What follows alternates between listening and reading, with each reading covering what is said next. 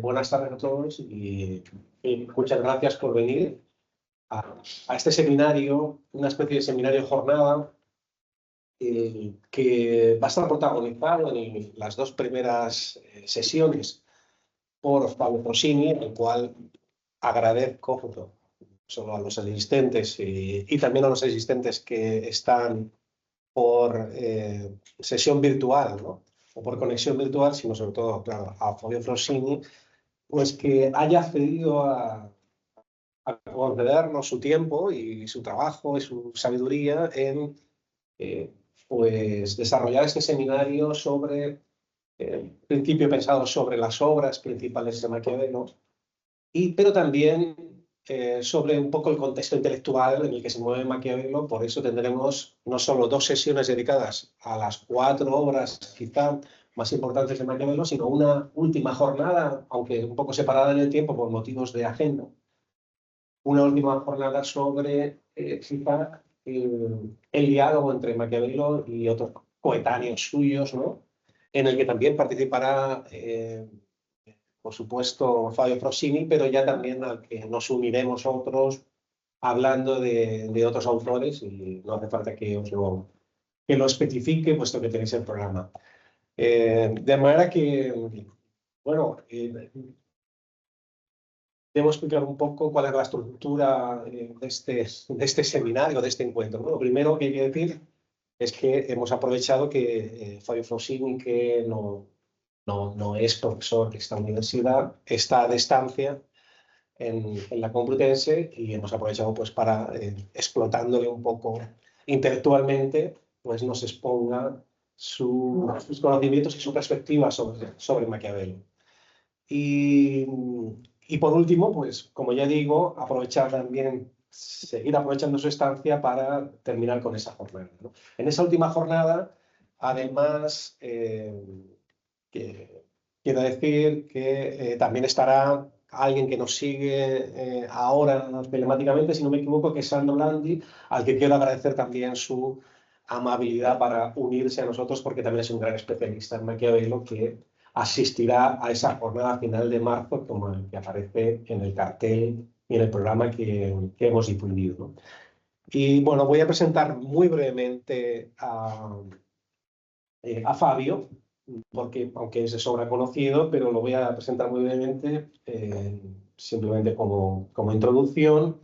Él es profesor de la Universidad de Urbino, donde enseña, si no me equivoco, son filosofía moderna, historia de la filosofía moderna, y por tanto ya tiene una vinculación con el momento histórico de Maquiavelo, con el Renacimiento y con el periodo. Y él es un especialista, en realidad, yo creo que en dos cosas: en el Renacimiento, que por eso lo traemos aquí, en el Renacimiento, y particularmente en Maquiavelo. El libro, por ejemplo, Maquiavelo, el revolucionario, ¿no? Ha publicado también otras cosas sobre Maquiavelo, dirige artículos, ha editado trabajos en revistas, de que a alguno de ellos me he sumado yo. Dirige con Filippo del Lucchese y Vittorio Morfino, muy conocidos los dos en los estudios maquiavelianos, una colección en Brill titulada Thinking in Streams, Machiavellian Studies, ¿no? Bueno, los estudios relacionados con un Maquiavelo efectivamente radical, vamos a decirlo aquí, no es Maquiavelo radical, ¿no? Y por otro lado, pues bueno, ahí está esta conexión con el Renacimiento, por tus publicaciones sobre Leonardo da Vinci, sobre todo, que no debemos ver solo, por supuesto, como un pintor, sino como un intelectual, como un teórico. Y también, por supuesto, la conexión con Gramsci, porque Gramsci, del cual es un reconocido especialista, también Gramsci no solo es Gramsci, sino que Gramsci es también una determinada interpretación del Renacimiento y también de Maquiavelo, ¿no? Y de lo que es la historia del pensamiento en general, ¿no? Por consiguiente, ahí hay un punto, de una sinergia Maquiavelo-Gramsci, muy provechosa, y de la que salen muchas cosas, ¿no? como es lógico. Y nada, no quiero ya dejar la palabra a él. Antes diré algo, una última cosa sobre la metodología de este encuentro. Vamos a dejar que él, por supuesto, nos exponga lo que considere más interesante de estas dos primeras obras hoy, La Mandrágora y el Príncipe. No hemos mandado textos de La Mandrágora y el Príncipe porque son dos obritas. Casi todo el mundo las ha leído. Mucha gente las ha leído, mucha gente las conoce.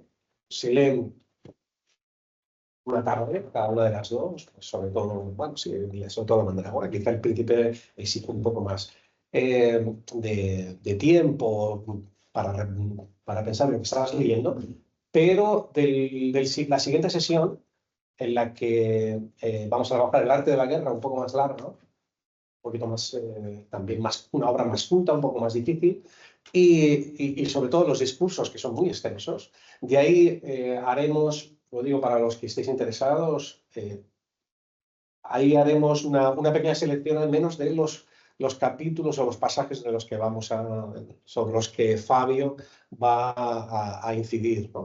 Esto lo digo para que metodológicamente lo sepáis, ¿no? Y como esto tiene formato de seminario, aunque no hemos conseguido un espacio de seminario, pero para la próxima sesión sí lo conseguiremos, un espacio más seminario, más redondo, vamos a decirlo así, más, sí, tabla redonda o mesa redonda, pues también os digo que en principio lo que está previsto es que tenga una exposición de aproximadamente 40 minutos, arriba o abajo, y que a partir de ahí pues se dará la palabra a las personas que conforman el público, tanto sea telemático o sea presencial, para que hagáis vuestras aportaciones, vuestros comentarios o lo que queráis. Y sin más, Fabio, cuando quieras. Muchísimas gracias. Gracias, Juan Manuel, bueno, gracias a todos y a todas por estar aquí. Y para mí es un honor estar aquí, efectivamente. Estoy realmente muy agradecido por esta invitación, que es un poco un desafío hacer una exposición de textos tan importantes y famosos al final. Siempre es complicado porque hay que elegir entre volver a decir las mismas cosas que todo el mundo conoce y decir cosas demasiado originales. Encontrar un poco un equilibrio, ¿no?, entre estos dos momentos, efectivamente estos dos errores.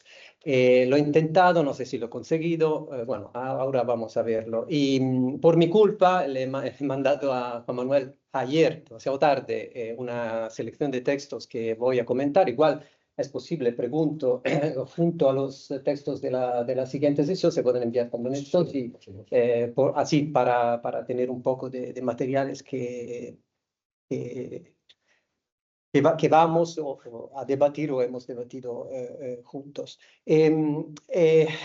Ha sido un desafío, he dicho, y también una ocasión para mí para volver a leer unos textos e intentar sacar de estos textos cosas, como he dicho, que puedan estimular el interés y quizás también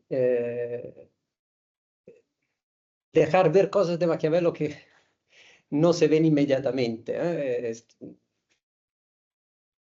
O sea que hay cosas en Maquiavelo efectivamente que en mi opinión son muy importantes, pero que sin embargo siempre se dejan un poco al lado. Hago un ejemplo para que nos entendamos. El Príncipe se ha leído. Bueno, hay especialistas sobre el Príncipe que no hace falta nombrar aquí, pero digo, es famoso porque se ha utilizado, se utiliza como una especie de manual, ¿no?, de estrategia, de cómo moverse, engañar, no ser engañado, cosas así.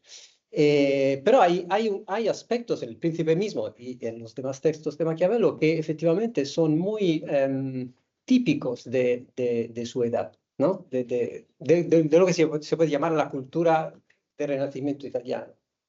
Igual no sono italiano. Y que tienen, en mi opinión, la misma importancia que esos otros aspectos por los cuales Maquiavelo se ha hecho famoso también de manera siniestra, ¿no? En algunos casos en la cultura europea ya a partir del siglo XVI. Yo quiero intentar echar un poco de luz sobre estos aspectos más típicos de la cultura del Renacimiento, los aspectos que hacen Maquiavelo un hombre también de su ciudad, de su cultura, de su mundo, ¿no?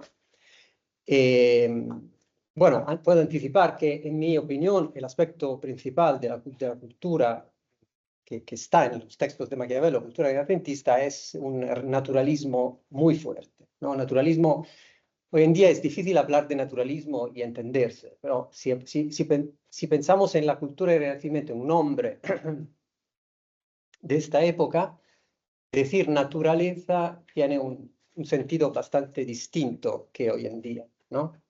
Quiero decir, hoy en día digo, después de la revolución científica, toda la ciencia, la técnica, la tecnología, etc. O sea, la naturaleza en el Renacimiento es algo que, por un lado, se conecta directamente a, digamos, a una expresión del divino, ¿no? De la divinidad, ¿no? Y por el otro lado es algo realmente productivo, que tiene una vitalidad propia, que es algo que está en las cosas, como decía, en las cosas en el sentido banal del término, pero en el mismo tiempo en lo que también entonces se llama el alma, ¿no? Entonces, es algo que es como transversal, ¿no? En todos los momentos de la realidad. Bueno, dicho esto, intento entrar un poco más en los temas. Hoy en día hablaremos intentaré presentar el príncipe de la mandrágora, la mandrágora, y hay, por supuesto, elementos del príncipe que se entienden gracias también a la mandrágora y viceversa, pero es posible también una discusión por separado de estos dos textos. Empiezo con una carta célebre, ¿no? La carta que escribe Maquiavelo a su amigo Francesco Vettori en el 10 de diciembre del 1513. Maquiavelo está en Sant'Andrea in Percussina, en un lugar cerca de Florencia, donde ha sido exiliado, digamos, después de la caída del régimen protagonizado por Pier Soderini, la vuelta de los Medici, el despido, ¿no? de Maquiavelo del cargo que tenía, etcétera, etcétera. Entonces, está en un momento crítico de su vida, crítico en el sentido que es como una vertiente, un discrimen entre un antes y un después, ¿no? Todo lo que ha sido su vida hasta este punto, hasta el 1512, el año anterior, pocos meses, porque todo había pasado en noviembre del 12, se acabó. Y él de repente está sin trabajo, sin perspectivas, casi sin amigos, sin poder estar en Florencia. Y eso, claro, conlleva una amplia serie de consecuencias. Maquiavelo no se había enriquecido con el trabajo que había hecho, había tenido cargos muy, muy importantes, pero no era un dirigente de máximo nivel de la República de Florencia. Entonces, no era un hombre rico, y está en un momento en que empieza a reflexionar sobre todo lo que ha sido su vida hasta este punto y qué hacer, ¿no? Qué hacer en el futuro. Y ahora, hoy en día, sabemos lo que ha hecho, ¿no? Se ha convertido en un escritor. Antes escribía por trabajo, pero no escribía obras, ¿no? Bueno, aparte pequeñísimas cosas, pero digo, no era su destino, su vocación, no era escribir, no era hacer, ¿no? Era trabajar como político. Y lo que ha hecho es reaccionar a este momento de crisis, convirtiéndose en un escritor. Escribe El Príncipe, Discorsi, La Mandrágora y El arte de la guerra, Historias de Florencia, etc. Se podría incluso decir que es una suerte, ¿no? para nosotros que me hayan despedido, porque así tenemos efectivamente hemos podido conocer esta cara de Maquiavelo que antes no era, que antes del 12 no era visible.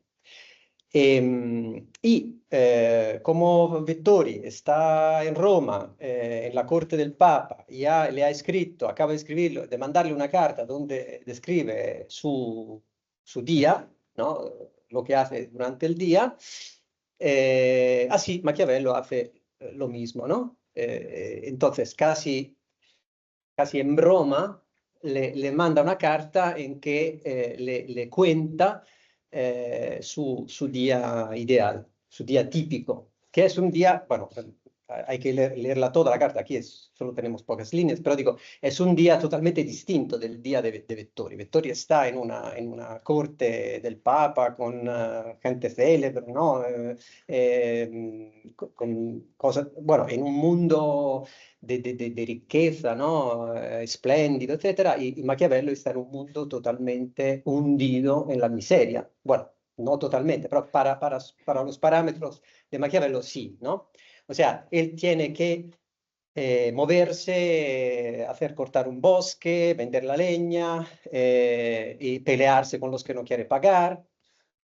Y no solo se trata de hechos, se trata de la manera de leer estos hechos, ¿no? Él describe estos hechos como un testigo, una prueba de la situación en que se encuentra, ¿no? Entonces es como una especie de, digamos, a contracorriente en comparación con Vettori. Tú estás en una suerte de paraíso, yo estoy hundido en el infierno, ¿no? Y esta es como la carta es literariamente muy elaborada y está hecha también a partir de modelos clásicos de topoi, ¿no? Clásicos. Se trata de un cuento que es de un relato que pero también es un cuento, es una especie de pequeña novela, ¿no? Hay un elemento literario muy fuerte en esta carta. Y bueno, su día se alterna entre cosas más o menos sórdidas y momentos en que puede relajarse un poco, como cuando dice, llevo conmigo un Dante, Petrarco, alguno, no, abandonado el bosque, me voy a una fuente y de ahí a un terreno donde tengo tendidas mis redes para pájaros. Llevo un libro conmigo, Dante o Petrarca o alguno de esos poetas menores, como Tibulo, Ovidio y otros. Leo sus pasiones amorosas, sus amores. Me acuerdo de los míos y me deleito un buen rato en esos pensamientos. Es como una especie de pausa en este mundo de afán, ¿no? Que él tiene que vivir. Luego vuelve y camino de la hostería, hablo con los que pasan, les pido noticias de sus pueblos, oigo diversas cosas y noto diversas fantasías de los hombres. Hoy en día fantasía, creo que también en castellano, no quiere decir lo que quería decir antes, ¿no? Noto diversas fantasías de los hombres, es casi incomprensible, creo. Bueno, en italiano es así. Fantasía es un término típicamente bueno, de este momento, de esta época histórica, y quiere decir algo realmente que tiene que ver con lo que en italiano llamamos índole, o sea, algo que tú tienes dentro de ti mismo, ¿no? Que es lo que se podría traducir con naturaleza de los hombres, ¿no? Hay distintas naturalezas de hombres. Y esto es un tema muy importante para Maquiavelo. Estudiar las distintas naturalezas de los hombres, porque esto explica por qué delante de una misma situación, hombres distintos reaccionan de manera distintas e incluso opuesta. Y entonces esto tiene el análisis de las fantasías tiene que ver con el análisis de la praxis política, ¿no? de la estrategia, de cómo se analiza la política. Bueno, pero aparte de esto, es interesante el elemento, él no está en Florencia, está fuera, está como separado de la vida que era su vida cotidiana, salir y hablar con la gente, ¿no? En la calle, en Florencia, para aprender lo que estaba pasando, ¿no? Está como una especie de prisión. Entonces, por eso aprovecha de los que pasan en la carretera, para la gente, para preguntar qué pasa, ¿no? ¿Qué está pasando? Es un intento de volver a tener una especie de contacto, de relación con el mundo, ¿no? Que ahora está tan lejos.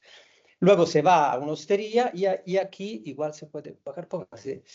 Con estos, bueno, juega a trique-traque, que sería backgammon o algo así, y con estos me encanallo todo el día jugando crick trique-traque, y donde luego nacen mil conflictos e infinitos incidentes de palabras incuriosas, que las más de las veces se apuesta un cobre y sin embargo los gritos se oyen desde San Casciano, ¿no?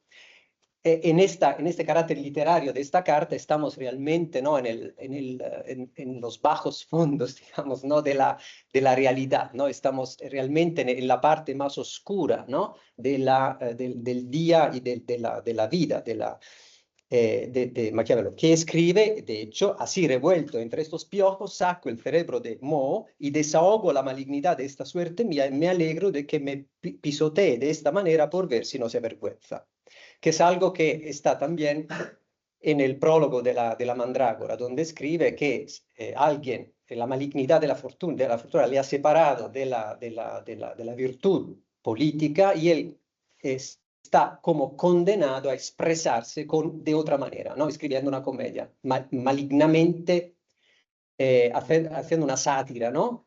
Porque no puede moverse políticamente, entonces se expresa de otra manera. Es como una reacción, digamos, creativa, a esta situación.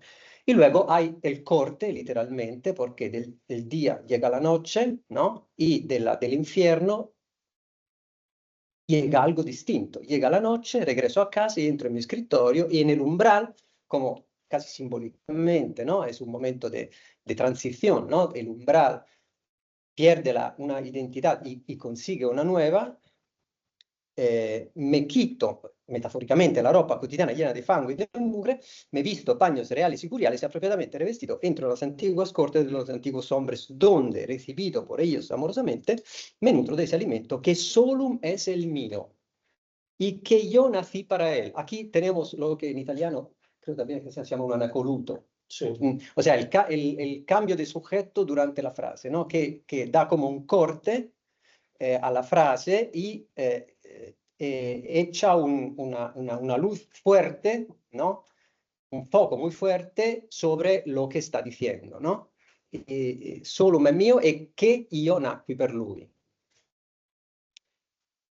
Porque él quiere subrayar esta relación totalmente personal, ¿no? Que tiene. Es como si dijera, esto es mi destino.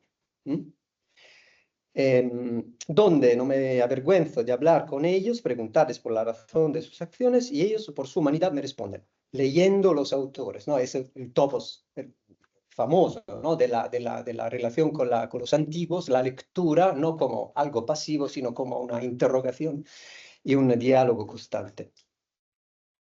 Y no siento por 4 horas de tiempo molestia alguna, olvido todo afán, no temo la pobreza, no me asusta la muerte, todo me transfiero a ellos. Es como una resurrección, ¿no? De hecho, pobreza, incluso la muerte, o sea, no es solo una cuestión de evadir de la cotidianidad, ¿no? Es realmente conquistar su propio día. El verdadero día es esto, ¿no? Y escribe lo que ha aprendido. Sí, gracias, estamos. Profundizo, he escrito un opúsculo de Principatibus donde profundizo todo lo que puedo en las meditaciones sobre este tema, disputando qué es el Principado, de cuáles especies son, cómo se adquieren, cómo se mantienen, por qué se pierden. Y luego dice, igual se puede presentar este texto a Giuliano de Medici, porque así igual los Medici ven que yo, los nuevos poderosos, ¿no?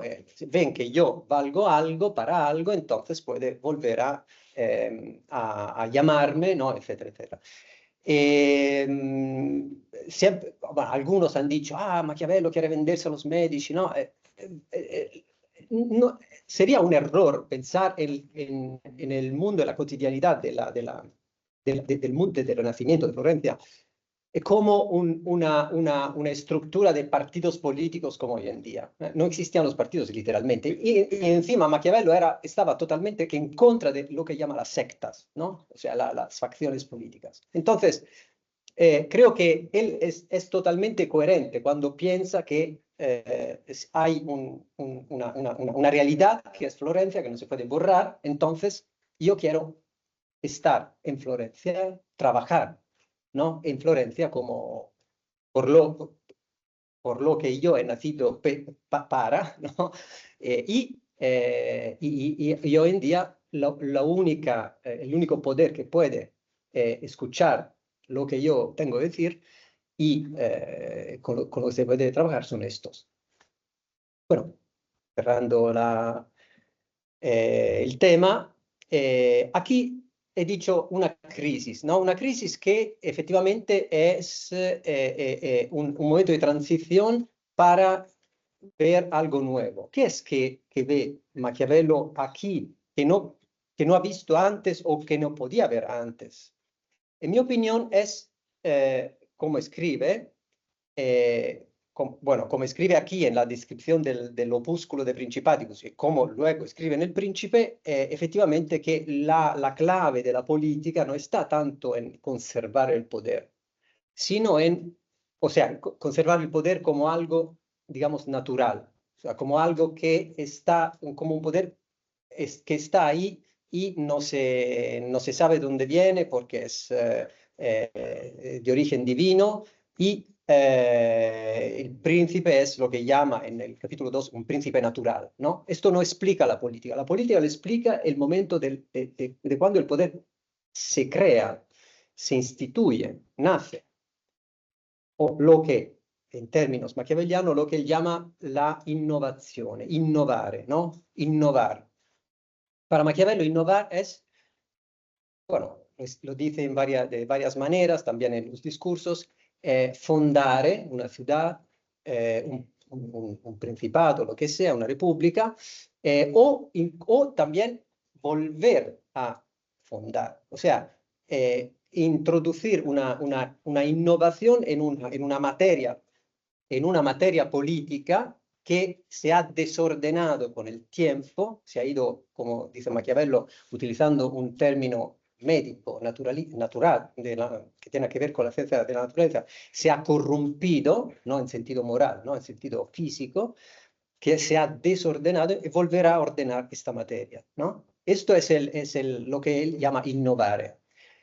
Utiliza también otros términos para hablar de los cambios que tienen lugar en el poder, en las estructuras de poder, las ciudades, principados, repúblicas, que son cambios que no son innovaciones, sino que son cambios como que vienen por sí, ¿no? Que reflejan el proceso de decomposición, ¿no? De corrupción. Él dice, por ejemplo, habla, por ejemplo, de revoluzioni, entonces quiere decir este proceso circular, ¿no? Donde prácticamente casi de una especie de filosofía de la historia, digamos, ¿no? O variaciones, ¿no? Que es un cambio que tiene lugar sin que un político lo haya introducido con una finalidad, ¿no?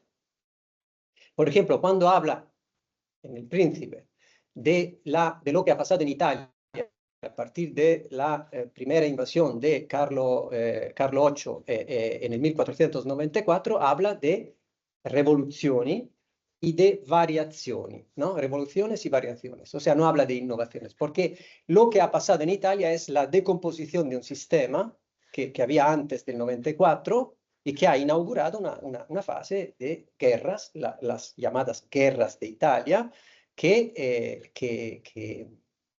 no paran, ¿no? O sea, esto quiere decir que no ha surgido ningún tipo de poder que haya podido estabilizar esta situación. Bueno,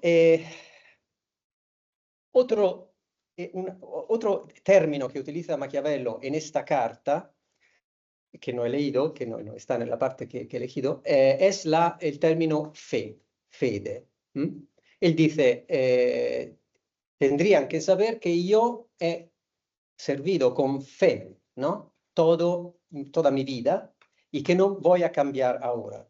Volvemos al tema de la naturaleza de los hombres, ¿no? Mi naturaleza es esta. El tema de la fe, en mi opinión, es muy importante porque no es un término que Maquiavelo utilice así acaso, ¿no?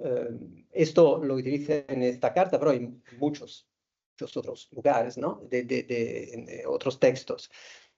El tema de la fe es que también está en el Príncipe, como ahora veremos. El tema de la fe es algo que, por un lado, tiene que ver con la confianza, ¿no? O sea, yo tengo fe en alguien, ¿no? O tengo fe que alguien, ¿no? Porque hay una experiencia que me ha enseñado que efectivamente puedo fiarme, ¿no? Y esto vale, digamos, por abajo hacia arriba y al revés. Entonces, es una situación que se explica con una historia, ¿no? La confianza en este sentido puede haber confianza si si pasan algunas cosas. O sea, un pueblo no puede confiar en un gobernante si este gobernante ha dado pruebas que no sabe gobernar o que no le interesa gobernar bien, ¿no? Entonces, tú no puedes ganarte la fe de los gobernados si no haces algunas cosas, ¿no? Bien. Y por otro lado, pero fe tiene que ver también con lo que se podría llamar la creencia, o sea, un elemento de confiar en alguien, pero de manera, digamos, irracional, ¿no? Casi afectiva. Y esto se puede ganar con, por ejemplo, la retórica, ¿no? O sea, con imágenes fuertes que golpean la imaginación de los oyentes y crear una situación, digamos, de agitación fuerte para que esto en italiano diría, si affidino, ¿no? Se confíen, pero de manera fuerte, afectiva a ti. Bueno, cuando Maquiavelo habla de fe, siempre oscila entre estos dos sentidos. Yo diría que casi siempre hay los dos sentidos juntos, ¿no? O sea, la fe es algo que basado sobre la experiencia, entonces sobre lo que se puede llamar el cálculo, ¿no? También, pero al mismo tiempo tiene un elemento de afectividad muy fuerte y por esto reenvía a todo un mundo que es la retórica, pero también la retórica religiosa, ¿no? El discurso religioso, el discurso político que tiene una eficacidad que parece irracional, etcétera, etcétera. Entonces, hablando de fe en esta carta, yo creo que él quiere decir exactamente esto, ¿no? Yo soy un miembro, ¿no? de este mundo que ha gobernado Florencia y no estoy más allá de lo que es mi interés particular o los intereses de los que han sido los gobernantes antes de los Medici, o etcétera, etcétera, ¿no? Tiene una conexión profunda con este mundo. Bueno, el segundo texto era otra carta que Maquiavelo manda a lettori, escribe entre febrero y marzo del 14, donde hace una descripción de Lorenzo de Medici el Giovane, que es el dedicatario final del príncipe. Él quería dedicarlo a Giuliano, luego se decide por Lorenzo, una historia larga, pero ahora haremos corta. Y la cosa interesante es que, ahora no la voy a leer, pero que describiendo Lorenzo, el giovane, él, Maquiavelo ya ha escrito un príncipe, ¿no? Está como dando un retrato ideal de un príncipe. O sea, Lorenzo en esta descripción hace todo lo que un príncipe nuevo tiene que hacer. En particular, se hace en suma amar y reverenciar antes que temer, lo que en cuanto es más difícil de observar es tanto más encomiable en él, ¿no? O sea, son esto refleja una serie de elementos que están en el príncipe, de consejos, de reglas que Maquiavelo enuncia en el príncipe. Es como si Lorenzo fuera una especie de proyección, ¿no?, de este texto en la realidad. Esto quiere decir que efectivamente la dedica tiene sentido y Maquiavelo está pensando en una persona concreta. El tercer texto, ahora tengo que moverme un poco más rápido, si no, no llegamos. El tercer texto lo he sacado del segundo capítulo del Príncipe, que está dedicado a los principatibus hereditaris, ¿no? Principados hereditarios. Es una parte que está justo al final del texto, donde Maquiavelo utiliza un término addentellati que se pierde desgraciadamente en la traducción italiana, en castellano, donde dice que y es que en la antigüedad y continuidad de la dominación se extinguen los recuerdos y motivos de las innovaciones, ya que toda mutación deja el terreno preparado para la construcción de otra. El terreno preparado es un addentellado. Addentellado es un término, en italiano es como cuando es un muro que tiene un elemento así, que es como dientes que pueden ofrecer la posibilidad de construir otro muro, ¿no?, para y conectar el nuevo muro al antiguo, ¿no?, más o menos. Bueno, es interesante la historia de este término porque parece que es Maquiavelo que lo saca el primero que lo saca del léxico de los albañiles, ¿no? Y lo convierte en un término metafóricamente cargado, ¿no? Bueno, tiene una historia interesante, pero lo que me interesa es esto. ¿Qué está diciendo aquí Maquiavelo? Un príncipe es un príncipe natural si se ha perdido la memoria de las innovaciones, ¿no? O sea, sí, el tiempo que ha pasado ha hecho extinguir, digamos así, ¿no?, la memoria de las innovaciones.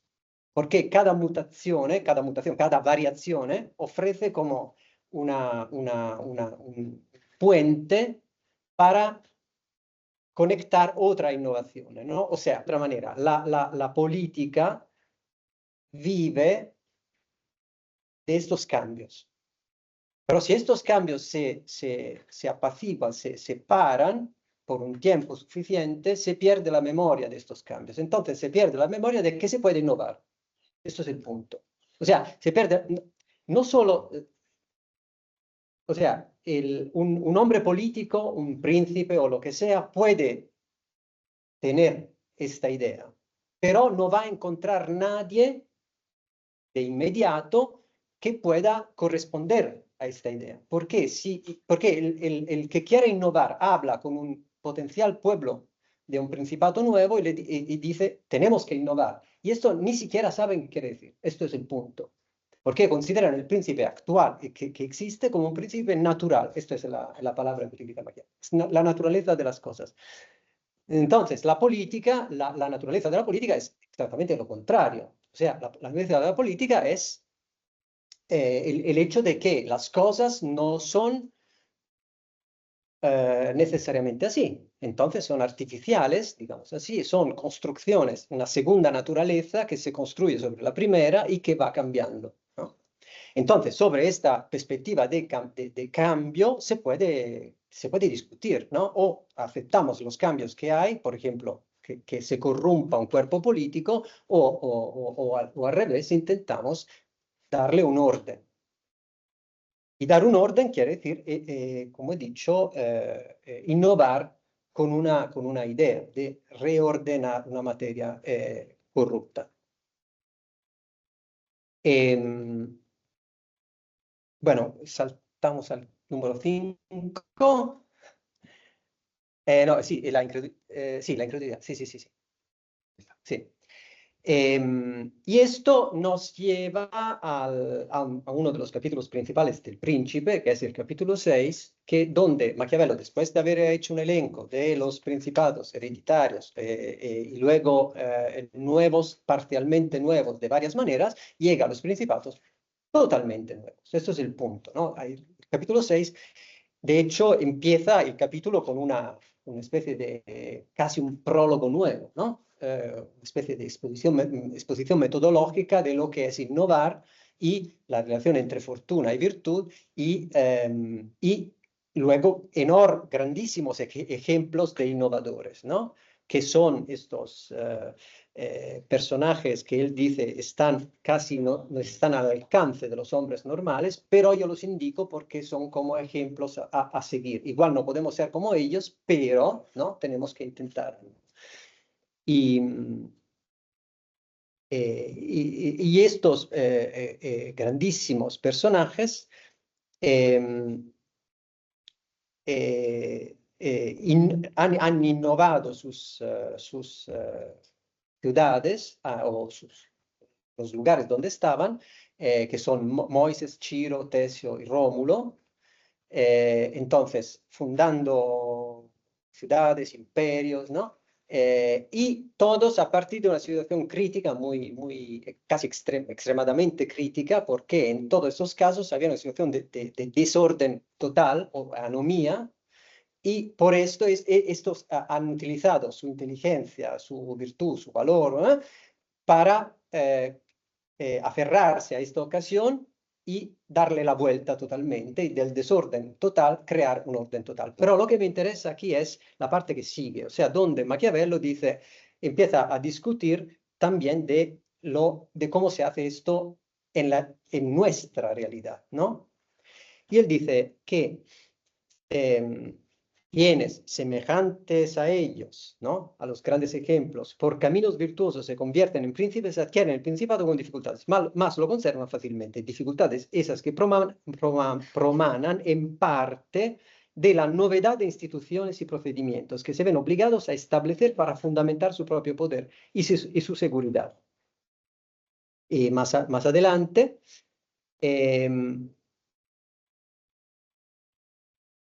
el que quiera introducir una innovación tiene muchos enemigos y pocos amigos. Y los pocos amigos son reticentes. Esta reticencia surge en parte del temor a los adversarios que cuenta con el favor de las leyes, porque hay que romper unas leyes, aunque sean corruptas, ¿no? Y no funcionen más, pero existen. Y en parte de la incredulidad de los hombres, solo dados a creer realmente en lo nuevo cuando lo ha confirmado una firme experiencia. Esto es el punto. O sea, es como un salto mortal, ¿no? O sea, los hombres que están delante de quien quiera innovar, no le creen. No le creen. ¿Por qué? Porque no tiene una experiencia de esta innovación, porque todavía no ha pasado. Entonces, el problema es exactamente esto. ¿Cómo se puede saltar el momento de la incredulidad y dar prueba fehaciente, podríamos decir, de lo que ellos no pueden ver? Es imposible, ¿no? O sea, es como una contradicción que no se puede solventar. Y él dice efectivamente que lo que tiene que hacer el príncipe nuevo es convencer y cómo da o sea, qué clase de ejemplos da para de cómo se puede superar esta impasse. Junto a los grandes ejemplos de la antigüedad, entre ellos está Moisés. Él dice, de Moisés no se puede hablar porque era mero ejecutor de los órdenes que le daba Dios, pero efectivamente su valor era tan grande que sí se puede hablar de él. O sea, él está diciendo, no hablo de Moisés, pero sí. Y el único ejemplo, al final da un ejemplo menor, sacado de la antigüedad, pero el único ejemplo contemporáneo que da en el capítulo 6 del Príncipe, de Príncipe Nuevo, es totalmente paradójico, porque es Jerónimo Savonarola, que opone a los otros fundadores que han conseguido fundar sus ciudades, porque ellos eran príncipes armados y Savonarola príncipe desarmado. El problema es que es un príncipe, pero esto es el punto importante. Entonces, lo que sale del capítulo 6 es efectivamente que esta virtud tiene a que ver con un elemento, bueno, que exagerando un poco se puede llamar profético. Profético en el sentido de dejar ver algo que pueda superar la incredulidad. Porque Savonarola esto hacía, ¿no? Profetaba, Florencia será grande, será poderosa, políticamente y militarmente poderosa, sobre todo basándose sobre el Antiguo Testamento, que es una historia de guerras, ¿no? y de poder, poder militar de Israel, ¿no? En contra de las tribus que estaban alrededor. Y lo que le ha faltado son las armas militares, pero tenía todo lo que necesitaba. Las demás cosas sí que las tenía. Y esto creo un elemento importante que nos reenvía otra vez a la fe, a la cuestión de la fe, al confiarse y al ganar la fe, ¿no? de alguien, en este caso, gracias al mecanismo de la retórica religiosa de la profecía. Entonces se podría decir que un príncipe que no es Savonarola, un príncipe armado normalmente, que no sea un religioso, quiero decir, tiene que ser a su manera un profeta, ¿no? De alguna manera. Claro, no en sentido literal. Y esto nos lleva al capítulo 7 del Príncipe, donde Maquiavelo habla en todo el capítulo de César Borgia y ilustra, cuenta su intento de fundar un poder, sí, gracias, de un poder en la Romagna, bueno, forzando los hechos. También aquí, ¿no? Hay mucho de literalidad, ¿no? en este texto.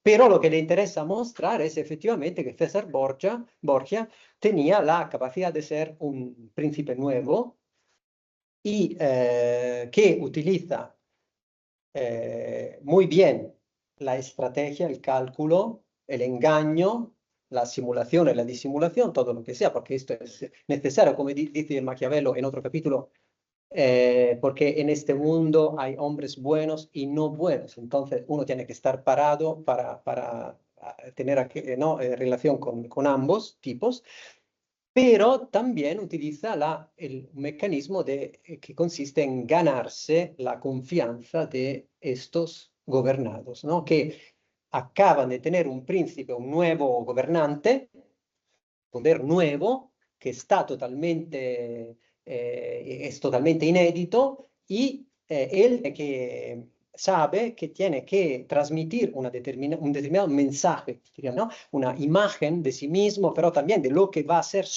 de los gobernados, nueva vida, que haga que ellos se confíen en esta nueva vida y se pongan en contra de la antigua, ¿no? Del desorden antiguo.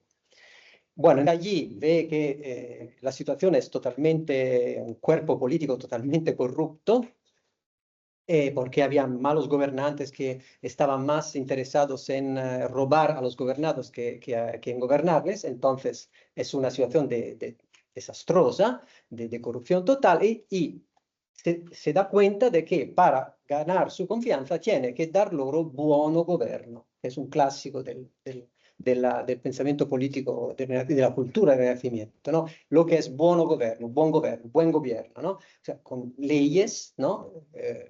Y con una serie de instituciones que ahora no vamos a ver, pero lo que es importante es que esta materia que está en un estado de composición hay que reordenarla, y para esto él necesita un hombre muy fuerte, cruel, porque es necesario ser cruel, que es Ramiro de Lorca, que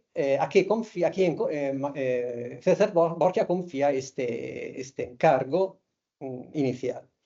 Pero luego se da cuenta de que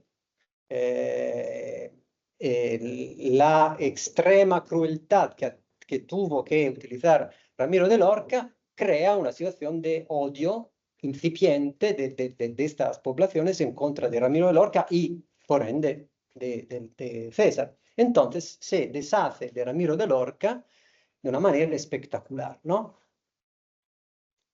A fin de apaciguar los ánimos de aquellos pueblos y granjearse por entero su adhesión, que si alguna crueldad se había ejercido no provenía de él, sino de la acerba naturaleza de su ministro, de modo que, cuando en Cesena se le presentó la ocasión, lo hizo llevar una mañana a la plaza partido en dos, con un trozo de madera y un cuchillo ensangrentado al lado. Espectáculo tan feroz que provocó en aquellos pueblos satisfacción y estupor este pasaje, porque, bueno, él en castellano está apaciguar, en realidad es purgare. Purgare es la catarsis, ¿no? La purificación, ¿no? Entonces, lo que quiere hacer Borgia con este mensaje tan fuerte, tan impactante, es crear una especie de nueva realidad, ¿no? Como Maquiavelo que entra en casa, en el umbral, ¿no? Cambia de personalidad, así, la realidad es nueva, ¿no? Porque todo lo que es el mundo de la crueldad anterior, del desorden, se acaba con Ramiro de Lorca y empieza una nueva época, ¿no? Que se inaugura un nuevo tiempo. Y la purificación es también ver las cosas con otros ojos, ¿no? O sea, llegar a un juicio superior, ¿no? Entonces, él lo que quiere es conectar, hacer que confíen, que tengan fe los gobernados en su poder y al mismo tiempo hacer que ellos puedan ver mejor las cosas. Bueno, aquí Maquiavelo utiliza esta imagen que no está en los relatos de los hechos, o sea que él pone el cuerpo partido en dos con un cuchillo ensangrentado, claramente, y un trozo de madera. El trozo de madera es tradicionalmente el símbolo de la cruz de Cristo. Entonces, aquí hay también algo realmente que igual no lo ha hecho César Borgia, pero se lo ha hecho hacer Maquiavelo, algo de sagrado, ¿no? Casi una especie de uso político de la religión para lanzar un mensaje tan impactante, tan fuerte. Y esto nos lleva otra vez, por la última vez, al tema de los addentellati. La idea es un poco esta, ¿no? El tiempo deja que los recuerdos se vayan extinguiendo.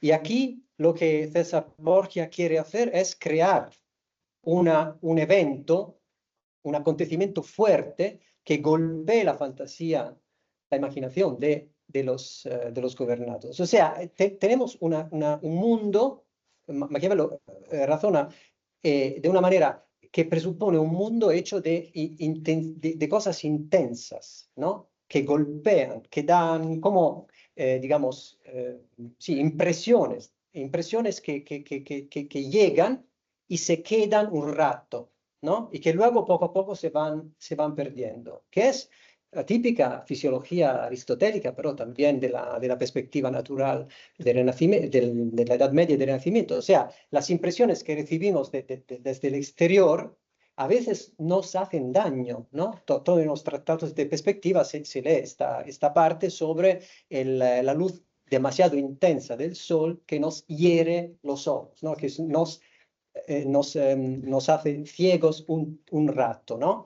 O también de las imágenes que se quedan, se imprimen en la retina y que se quedan en nuestra visión también un rato después que el objeto ya no existe, ¿no? Maquiavelo habla de esto, efectivamente. O sea, él su punto de partida es esta naturaleza hecha de energías que constantemente se golpean entre ellas, pero no solo conflictivamente, también como relación, ¿no? de una con otra, y que al final se condensan en una idea de mundo como constante,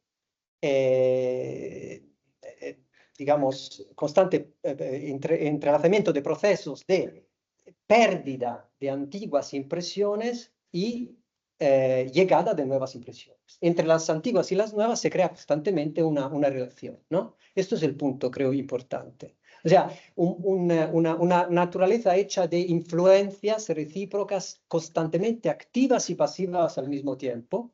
Y esto es, creo, bueno, un elemento naturalístico muy fuerte en su manera de pensar. Y así vamos directamente al capítulo 15.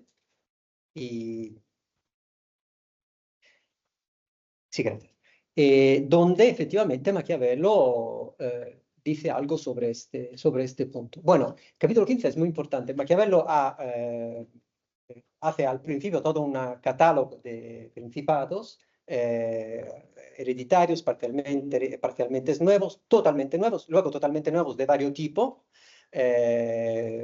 conseguidos con virtud y armas propias o por fortuna, etcétera, etcétera. Luego hablas de las armas del ejército y al final, el capítulo 15 llega a hablar de nos queda ahora por ver cuáles deban ser los modos de proceder y actuar de un príncipe en relación con sus súbditos y aliados. Y a partir de esto hay toda digamos, una sección del príncipe, hasta los últimos 2 capítulos, que trata de este punto, ¿no? El punto que consiste en ver cómo el príncipe tiene que actuar con súbditos y aliados, ¿no? O sea, no solo con sus gobernados, sino también con los que están a su mismo nivel. Y este es un capítulo importante, de hecho Maquiavelo también aquí escribe una especie de premisa, una especie de prólogo nuevo, ¿no? en este capítulo, porque sabe que está empezando a hablar de cosas nuevas de manera nueva. ¿Y cuál es la manera nueva de hablar? Que él dice, yo quiero hablar de la verità effettuale de la cosa y no de la imaginazione di essa. La traducción en castellano no es muy buena, en mi opinión. La verdad objetiva de los hechos. De hecho, la verità effettuale es la verdad eficaz, ¿no? Verdad eficaz. Effettuale en el senso de effectus, ¿no? De la cosa. La cosa, cosa para res en latino, tiene un significado para un hombre de Renacimiento muy distinto del significado que tiene para nosotros, ¿no? Cosa es realmente un sujeto, no es algo que está delante mío así, ¿no? Y no se mueve, ¿no? Es un sujeto, es un elemento que influye, ¿no? sobre mí, ¿no? Que tiene importancia. Bueno, se podría traducir con la realidad, pero la realidad en un sentido muy fuerte. Entonces, la verdad efectual real, digamos así, o la verdad efectual del mundo. Y todo el mundo habla efectivamente de Maquiavelo como un realista político, ¿no? Porque hay que pensar no en lo que se imagina, sino en lo que es verdaderamente objetivo, ¿no? Objetivamente verdadero. Pero aquí él, cuando da una definición de lo que es la verità effettual de la cosa, nos sorprende un poco, porque dice, dejando al lado lo que es lo que es la imaginación, o sea, que existe un mundo donde todos los hombres son buenos, entonces nosotros también, ¿no? Y todo va bien. Pensando pero en lo que realmente pasa, digo que, prescindiendo por tanto de las cosas imaginadas en relación con un príncipe y discurriendo sobre las verdaderas, afirmo que a todos los hombres, cuando se habla de ellos, y en especial a los príncipes por estar en lo más alto, se los caracteriza por algunas de las siguientes propiedades, en grado de procurarles reproches o alabanzas, a saber, a uno se lo tiene por liberar, a otro por tacaño, etcétera, etcétera. Y da todo un catálogo de cualidades opuestas, ¿no? Entonces, lo que es verdad objetiva o verità effettuale para Maquiavelo no son los hechos crudos como se podría pensar en un realista político, sino es el hecho de que cada hombre en relación con todos los demás, está en una relación de una relación recíproca donde yo veo lo que es el otro y tomo nota de lo que es el otro y al revés también esto pasa. O sea, lo que es la verdad efectual es la verdad que surge de una relación de todos con todos, que es muy activa, que consiste en un constante proceso de acumulación de elementos que me dicen algo sobre una otra persona. Y la cosa importante es que Maquiavelo dice que esto pasa con todos. O sea, los hombres son todos iguales. Esto no es tan obvio, ¿no? Pero, sobre todo con los príncipes, no porque los príncipes son distintos de los demás, sino porque están más alto, en un punto más alto. O sea, son más visibles. Mientras que a mí me ven algunas personas, a un príncipe lo ve todo un pueblo, ¿no? Porque lo ve no en sentido literal, porque se habla de él constantemente, él se muestra en público, etc.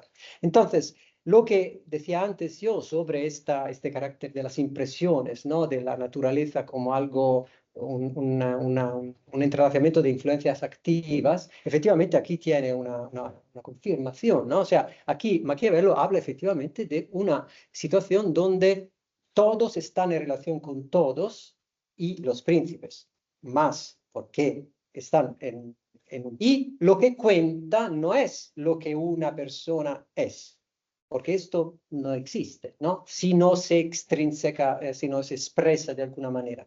Lo que cuenta es cómo los demás te ven, lo que había entendido perfectamente César Borgia cuando daba mensajes muy claros, ¿no? A los gobernantes, para que ellos tomaran nota, ¿no? Y pudieran decidir o elegir, ¿no? Si estar con el nuevo poder o con el anterior. Bueno, aquí me callo. Damos paso al segundo texto, que es la Sí. Mandrágora. Y, bueno, cuando quieras, pues nos comentas un poco. Sí, no sé lo que puedo presuponer de la Mandrágora, porque el príncipe más o menos todo el mundo lo ha leído, sabe de qué va. La Mandrágora es una obra teatral, una comedia, y no sé efectivamente si todo el mundo conoce la historia que se cuenta en la Mandrágora, porque si es conocido puedo hablar de otras cosas, si no empezamos con la historia. ¿Alguien no la conoce? No sabe. Sin problema. ¿Alguien no sabe de qué va? Pues bueno, un resumen, entonces, un breve un resumen. resumen. La mandrágora, el nombre mandrágora es una raíz, ¿no? Que da el título a esta comedia, porque en esta comedia se organiza lo que en italiano, la tradición italiana novelística y luego cómica, es una beffa, un engaño, y basado sobre este tema, esta raíz. Planta, sí. La planta, sí. ¿Por qué? La situación inicial es la típica situación que en la tradición de las novelas, de los cuentos cómicos, como por ejemplo el Decamerón, o también en la tradición cómica, es una situación de desequilibrio y el engaño se organiza para llegar a un punto de nuevo equilibrio. Ya esto desvela un poco la idea que tengo de la mandrágora como una historia donde hay una situación de desorden y se crea un orden, ¿no? Una innovación, ¿no? Para utilizar esta categoría del príncipe. ¿Qué es el desorden? El desorden es que hay una mujer sabia, prudente, honesta, muy hermosa, que es Lucrecia, que tiene un nombre importante, Lucrecia de la tradición romana, virtuosa, y que está casada con un hombre, Messer Nicia, que es un hombre estúpido, tonto, codicioso, deshonesto, bueno, y que es un hombre al principio se dice, no es tan viejo, parece que no es tan viejo. O sea, un hombre, digamos, que tiene un aspecto ya un poco decaído, que no está a nivel de la joven y hermosa mujer, y que a un cierto punto, digamos, se supone también que es impotente, pero aunque él no quiera admitirlo, claro, porque él se considera, como todos los tontos, se considera muchísimo más importante, hermoso, inteligente. ¿Impotente o estéril, más bien? O las dos cosas. Bueno, sí, Está no, más sí, estéril. más estéril que impotente. Sí, hay, por otro lado, un joven inteligente, rico, brillante, ¿no? Calímaco, nombre, ¿no? Que también indica, ¿no? Este elemento, que ha venido de París, porque es el típico enamoramiento por fama, ¿no? En París ha oído hablar de esta mujer, que es una mujer hermosísima, y él ha venido para ver quién es. Efectivamente, se ha enamorado de Lucrecia. Y Calímaco está desesperado, ¿por qué? Porque Lucrecia es demasiado honesta y no es una mujer que sea posible abordar así fácilmente, y honesta e inteligente, y, él pide a un hombre que él dice es un poco un parásito, un hombre, digamos, que no tiene una función social bien definida, que se llama Ligurio. Le pide ayuda, porque Ligurio es un hombre efectivamente un poco, digamos, un poco un impresentable, pero no, es un hombre muy listo, listísimo, ¿no? Esto es el punto, el elemento que caracteriza a Ligurio, el ser lo que se puede decir un estratega, ¿no? Entonces, Calímaco pide a Ligurio ayuda, Ligurio organiza todo un mecanismo para poder llegar, para que Calímaco llegue y hacer, no, Sí, no, a acostarse acostarse con Lucrecia. a conquistar. Sí. ¿Y cuál es el mecanismo? Bueno, Ligurio dice que Calímaco es un famoso médico venido de París, que no es verdad, pero sabe hablar latín y se finge médico. Nicia es tan tonto que se lo cree, entonces Ligurio acompaña a Nicia a hablar con el médico. ¿Por qué? Porque llevan 6 años casados y todavía no tienen hijos. Y como son muy ricos, quieren absolutamente tener hijos. Entonces, Calímaco empieza a hablar con Nicia y dice, efectivamente esto es posible, ¿no? Que que la esterilidad venga de varios factores. Uno puede ser la mujer misma. Necesito una muestra de orina. Entonces, Nicia vuelve con la muestra de orina, y él dice que esta mujer hay un doble sentido a un cierto punto, porque Calímaco dice, es posible que no esté bien cubierta por la noche, ¿no? Es así, ¿no? Y que quiere decir que no haya un hombre con ella que pueda cubrirla bien, ¿no? Bueno, está todo basado sobre los dobles sentidos, las vulgaridades. Bueno, es como siempre, ¿no? En el género cómico, el elemento, el elemento de las alusiones sexuales es superlativo. Y entonces, pero hay remedio. El remedio consiste, esto se lo sugiere Ligurio a Calímaco, consiste en que ella tome una poción de mandrágora. Esto la convierte, porque la esterilidad seguramente, dice Nicia, es de la mujer, no es mía, la convierte en una mujer fértil, pero el primer hombre que haya trato sexual con ella muere, absorbe el veneno de la mandrágora y muere seguramente. Entonces hay que encontrar a alguien que pueda acostarse con ella. Bueno, pero primero hay que convencer a Lucrecia, porque Lucrecia Y a la madre. entonces, como la madre, que es Sóstrata, había sido, dice Ligurio, antes de que Lucrecia se casara con Nicia, una buena compañía, o sea, una mujer muy el contrario de Lucrecia, una mujer que le gustaba, ¿no?, estar con los hombres, etc., no será difícil convencer a Sóstrata para que Sóstrata convenza a Lucrecia a hablar con ¿quién? Con un fraile, Fra Timoteo, porque Fra Timoteo seguramente que es el confesor de Lucrecia, puede convencerla, pero hay que convencer a Fra Timoteo que entre en el juego. Entonces, Ligurio y Nicia van a hablar con Fra Timoteo. Esta es una escena deliciosa porque cuando ellos llegan está una mujer, una anónima, no se dice cómo se llama, que está hablando con Fra Timoteo, ¿no? Se está despidiendo de él. Y dice que le da dinero para que diga misa para la memoria de su marido. Porque dice, este marido que era tan violento, tan bruto conmigo, que me hacía hacer cosas que no quería hacer, pero le carne tiro, ¿no? Pero la carne me atrae, ¿no? Entonces hay este recuerdo de esta sodomía, ¿no?, que a la cual el marido sometía a la mujer, con un confesor bueno, totalmente natural todo esto, y a eso se añade el detalle que la mujer pregunta si viene el turco en Italia este año, porque entonces se hablaba de la posibilidad de una invasión de los turcos, y ella añade que le daba mucho miedo con todo esto impalare, ¿no? Con los hechos que los turcos impalaban a los, bueno, otra alusión a la sodomía. Entonces, después que esta se despide, llega Ligurio y le dice que se inventa una historia. Dice a Nicia que tiene que hacerse el sordo, porque si él habla con Timoteo seguramente va a estropear la cosa. Entonces dice, tú eres sordo, te has ensordecido.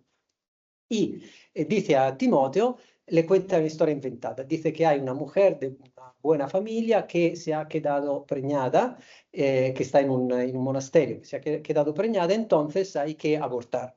Entonces hay que convencer a la madre superiora, ¿no?, bueno, a la abadesa de este monasterio que dé esta pastilla a la mujer para que aborte. Timoteo al principio dice que no, pero luego como le dice, hay un premio, damos un montón de dinero de limosna.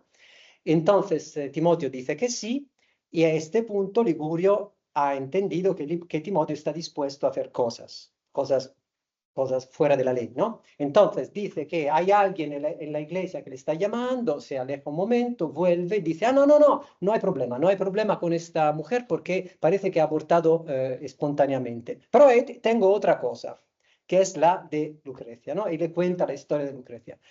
Y, bueno, la historia que han contado Nicia. Timoteo, que es un fraile típicamente muy listo, ha entendido perfectamente todo, que la prima historia era falsa, la segunda verdadera, acepta, en cambio de dinero, claro, que oficialmente se llama limosna, y entonces todo se monta. Lucrecia va a hablar con Timoteo, citando la Biblia en una otra escena muy interesante, citando todas las historias de la Biblia donde las hijas de Lot y se acosta con el padre porque piensan que son las últimas, ¿no?, de representantes de la humanidad, etcétera, etcétera. Bueno, al final dice, en la Biblia hay cosas que justifican esto, yo creo que se puede hacer.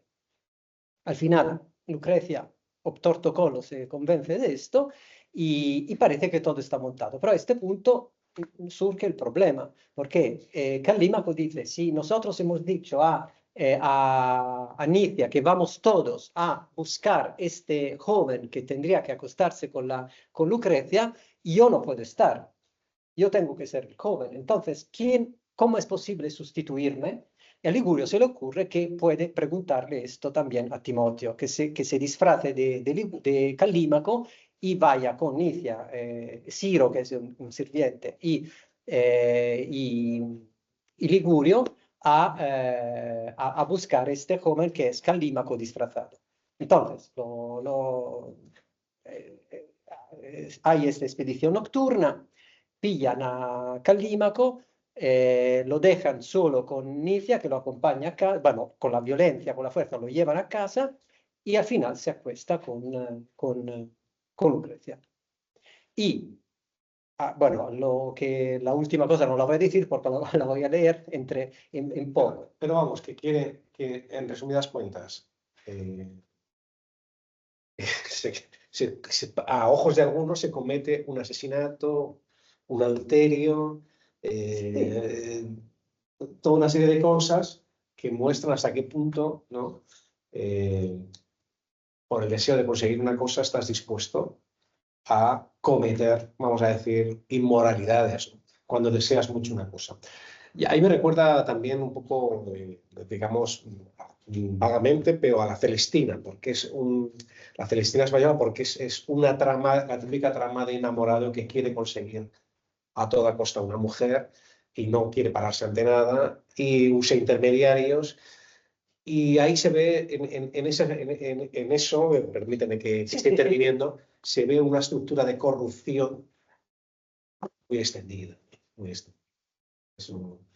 Pero bueno, era simplemente para... La misma historia vuelve en italiano, también en el siglo siguiente, bueno, al final del siglo, con Giordano Bruno, que en su comedia El Candelario cuenta una historia parecida a esta, mucho más complicada porque es muy barroca, con muchos más personajes, pero efectivamente es un poco esto. Y la estructura filosófica, digamos así, que está detrás de la mandrágora es muy parecida, bueno, que está detrás del Candelario es muy parecida a la estructura, digamos, filosófica que está detrás de la mandrágora, es decir, la relación entre fortuna y virtud.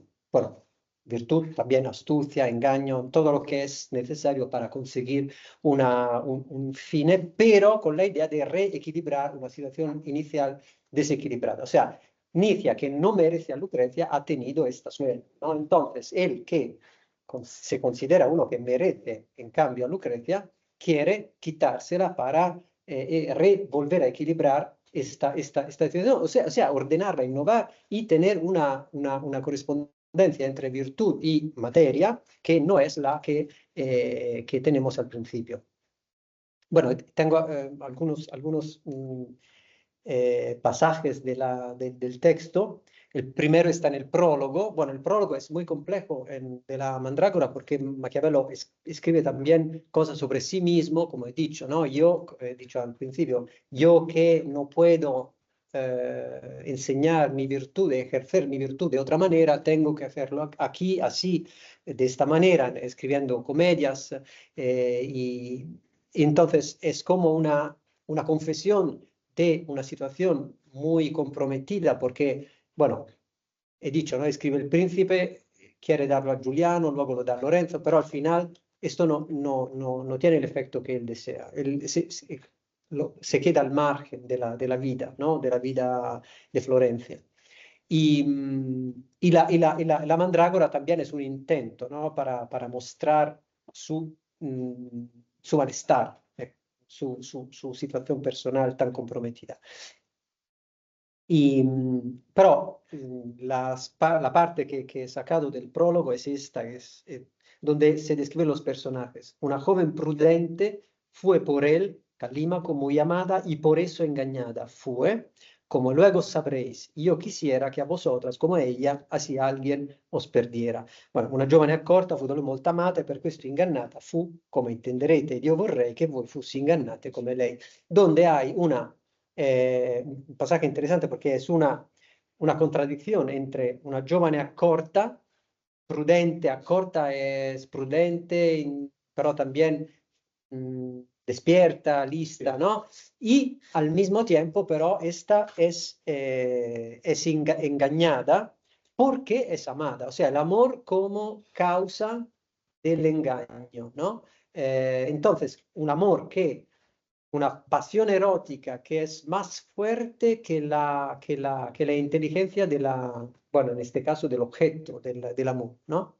Entonces es como un dar la vuelta a las cosas, ¿no? De la inteligencia a objeto de un engaño a través del amor. Y al mismo tiempo el autor se dirige al público, ¿no?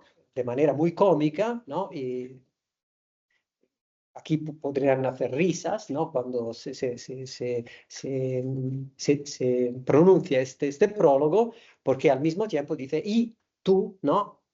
Joven, yo quisiera que tú fueras engañada como ella. Entonces hay como una especie de irrupción del elemento trivial, cómico trivial, dentro de esta estructura de un cuento. Y esto es un poco toda la mandrágora, como he dicho, este elemento sexual muy fuerte, pero también una reflexión, un trabajo de los conceptos muy intenso.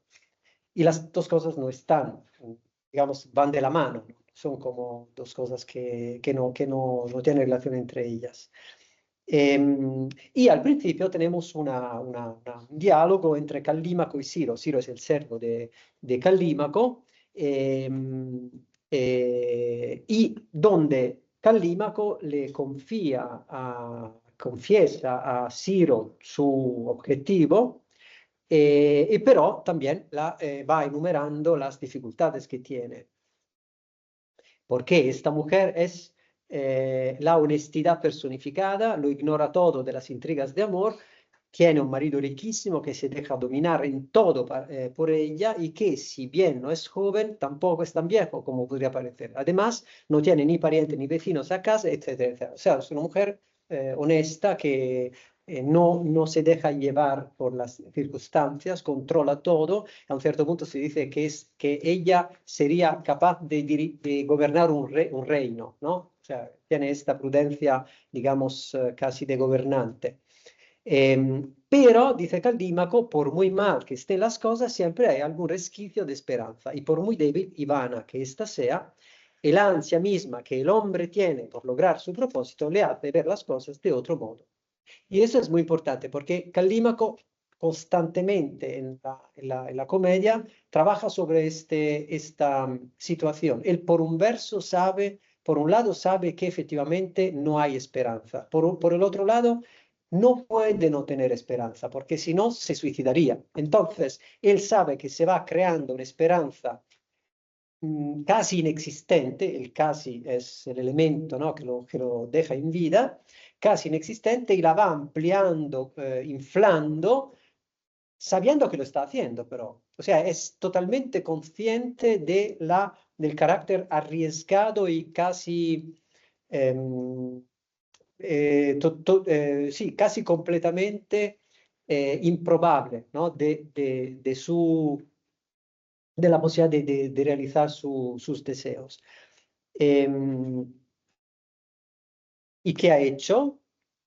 Se ha hecho amigo de Ligurio, le ha hablado de mi amor, él me ha prometido ayudarme con todas sus fuerzas. Esto es muy importante porque es una pincelada sobre Ligurio, que por un lado es un parásito, pero por el otro lado es alguien que se entrega totalmente a esta empresa, ¿no? Luego lo dice, que Ligurio se ha como identificado con Calímaco. Bueno, luego volvemos sobre este punto. Que pero ya se aborda aquí, porque Calímaco dice, es verdad, Ciro le dice, pero cuidado, porque estos gorrones no suelen ser gente de fiar. Y Calímaco contesta, es verdad, pero cuando una cosa les conviene, si se comprometen es de esperar che te sirvan con fe. Non di meno, quando una cosa fa per uno, si ha a credere quando tu gliene comunichi che ti serva con fede. Vuelve el lema fe, ¿no?, que es el elemento de la entrega de Ligurio. Cioè Ligurio es como, digamos, un creyente, ¿no?, en la empresa de Calímaco. O sea, Calímaco le paga, pero a un certo punto Ligurio le dice, incluso no pagándome, yo lo haría lo mismo, ¿no? Porque me soy tan identificado con esto que es mi propia empresa. ¿Y por qué esto pasa? Porque en italiano hay esta expresión, quando una cosa fa per uno, che sta traducida con una cosa les conviene, che non sta bien traducida, porque quando una cosa fa per uno es literalmente, es mucho más fuerte que convenir. Fa per uno es como que si te entra dentro, ¿no? Es como algo que... Medida. Sí, pero que en el sentido que realmente tu personalidad puede identificarse perfectamente, es como un molde, ¿no?, con el cual tú te identificas. Sí, perfectamente, proprio realmente a tu medida. Bueno, esta es la situación inicial. Y bueno, la 3 podemos saltarla. No, en parte, porque bueno, hay una conversación entre Calímaco y Ligurio. Calímaco le sigue diciendo, ¿no?, que él está desesperado, que la esperanza alimenta la posibilidad de quedarse en vida, pero él, si no, se quitaría la vida, etcétera, etcétera. Y se va creando esperanzas falsas, ¿no?, o verdaderas. Esto no es importante para poder seguir así. Y al final le dice Ligurio: no dudes de mi lealtad, porque aun cuando no hubiera de sacar de este asunto todo cuanto tú prometes, y espero, me he compenetrado tan bien contigo, en italiano è il tuo sangue si confà col mio, que siento casi tan interés como tú por lograr nuestro empeño. Il tuo sangue si confà col mio, es como una identificación de sangre, ¿no?, de afinidad profunda o casi oculta, ¿no?, misteriosa entre Calímaco y Ligurio. ¿Por qué esto? Igual se puede pensar un poco a Calímaco y Ligurio como dos lados de una misma persona, al final, ¿no? Calímaco es el elemento, el príncipe, podríamos decir, el príncipe nuevo en cuanto esplendor, poder, riqueza, fama, gloria, ¿no?, todo lo que es importante en un príncipe nuevo. Y Ligurio es el aspecto del príncipe nuevo, donde el príncipe nuevo tiene que mojarse y, ¿no?, estar calculando, simulando y disimulando y producir una estrategia, ¿no?, que pueda ser real en el mundo de la verità effettuale della cosa. Luego discuten sobre lo que le van a dar. Él dice: le voy a dar un vaso de hipocrás, claro, no la mandrágora, un vaso de hipocrás que asiente el estómago y alegra el cerebro, porque es un poco alcohólica también. Y a un cierto punto, de repente, dice Calímaco: ay de mí, estoy perdido. ¿Qué tienes? ¿Qué sucede? No hay remedio. Pero, ¿qué diablos ocurre? Es como si no hubiéramos hecho nada. Me he cerrado todos los caminos. ¿Por qué? Dilo de una vez. Sácate las manos de la cara. ¿No recuerdas que dije a Mifernicias que tú, él, Ciro y yo prenderíamos a uno para acostarle con su mujer? Sí, ¿y qué? ¿Cómo que y qué? Si yo voy con vosotros, no podré ser el prendido. Y si no voy con vosotros, advertirá el engaño. Tienes razón, pero ya empieza, ¿no? ¿No habrá algún remedio, Ligurio? Y Calímaco: no, me temo que no. Sí, sí lo habrá. Estoy convencido. Tiene que haber un remedio. ¿Cuál? Y Ligurio: déjame pensar un poco. Y Calímaco, desesperado: qué bien, pues estamos frescos si tienes que pensarlo ahora, porque ahora no tenemos tiempo, tenemos que ir. Y Ligurio: yo ya lo tengo. ¿De qué se trata? El fraile, etcétera, ¿no? Esto es un ejemplo, pero hay muchísimos en la comedia, sería interesante leerlos todos. Un ejemplo de la relación de Ligurio con el tiempo. Porque Ligurio, cuando empieza a hablar con Calímaco al principio de la comedia, ya está dibujando el plan, ¿no? Y Calímaco está en este mundo en que oscila entre la desesperación y la esperanza, mientras que Ligurio va construyendo un futuro posible, digamos así, ¿no? O sea, la construcción del engaño para, como he dicho, reequilibrar, ¿no?, virtud y fortuna. Y cuando pasa algo, siempre Ligurio está un paso más adelante de los demás. Siempre tiene algo en la cabeza que los demás todavía no tienen, incluso Calímaco, porque ya ha pensado en el paso siguiente. Esto es el momento en la comedia en que el mismo Ligurio está en el mismo tiempo de Calímaco. O sea, él está delante de una situación que no había previsto, ¿no? Y entonces él no puede ya tener la solución.